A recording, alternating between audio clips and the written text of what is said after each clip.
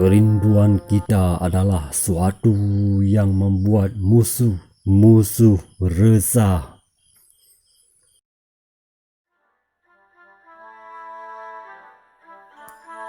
Keinginan mereka sangat tidak sesuai untuk kebiasaan kita.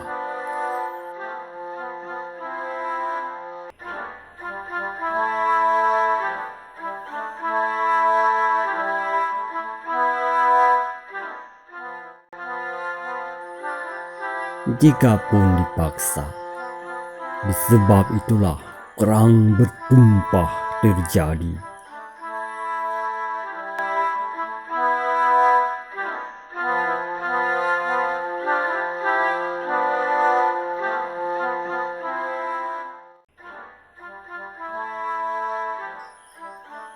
Dunia berperang dalam perbedaan taman hati.